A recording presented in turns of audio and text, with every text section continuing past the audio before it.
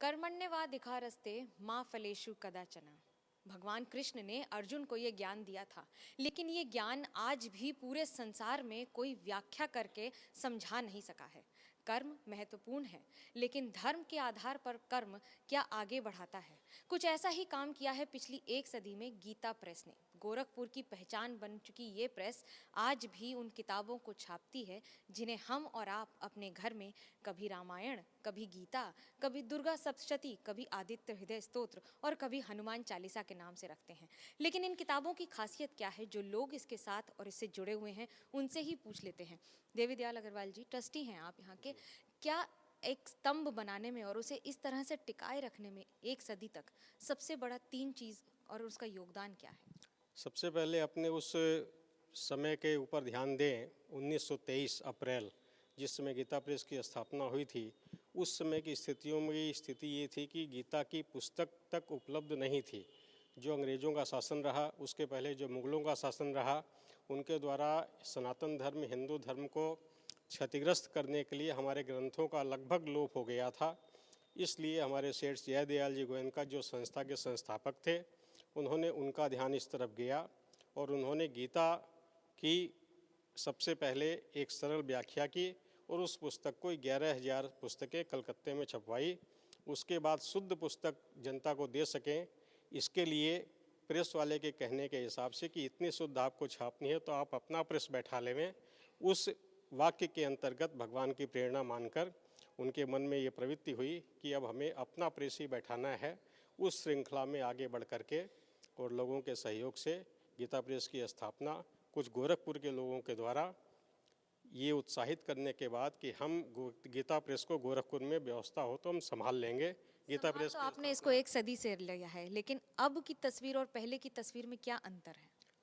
पहले तो 1923 की जब बात करें तो अपने हिंदुस्तान में प्राय प्रिंटिंग मशीनें नहीं थी।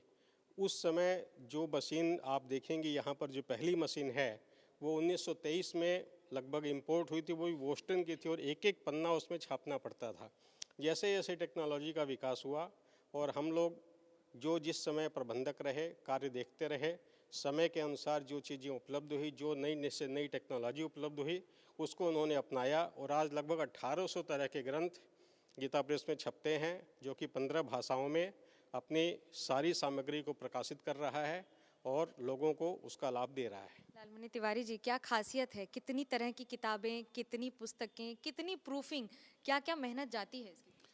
देखिए, गीता प्रेस का एक सबसे बड़ा सिद्धांत था कि हम पुस्तकें शुद्ध प्रकाशित करें और अगर गलतियां हो जाती थीं तो उसको हाथ से बनाया जाता था। तो इसलिए गीता प्रेस से जो भी चीज़ प्रकाशित होती है उसको लोग प्रामाणिक मानते हैं।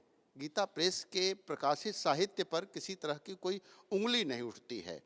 गीता प्रेस की दूसरी विशेषता यह है कि हम किसी भी धर्म का खंडन नहीं करते।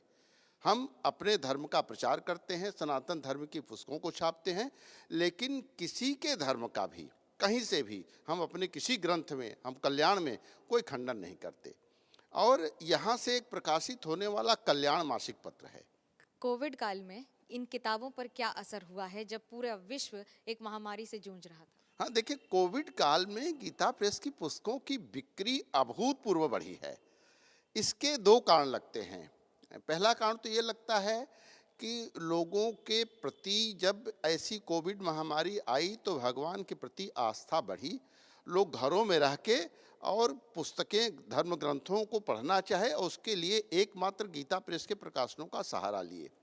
दूसरा जो कारण लगता है वो ऐसा भी है कि तमाम प्रेस बंद हो गए, स्कूल कॉलेज बंद हो गए, तो जो बुक सेलर्स स्कूल कॉलेज की पुस्तकें बेचते थे वो भी गीता प्रेस की पुस्तकें बेचने लगे। इसलिए नए कस्टमर, नए ग्राहक, नया क्षेत्र मिला। इसलिए आज भी अभी गीता प्रेस की पुस्तकों की मांग जितनी बनी हुई है, इतनी 98 वर्षों के इतिहास में नहीं रही है। डिजिटल से कितना खतरा और कितना लाभ है आपको?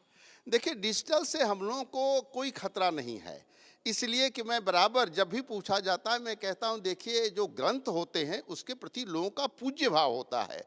हम कोई भी पुराण डिजिटल नहीं पढ़ना चाहेंगे, हनुमान चालीसा का पाठ डिजिटल नहीं करेंगे, हम रामचरितमानस का पाठ डिजिटल नहीं करेंगे, हम भागवत डिजिटल नहीं पढ़ेंगे।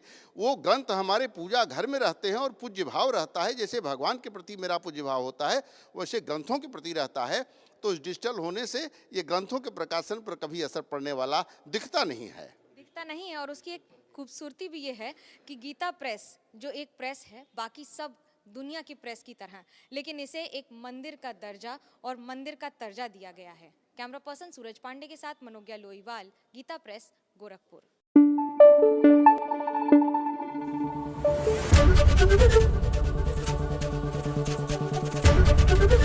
एबीपी न्यूज आपको रखे आगे।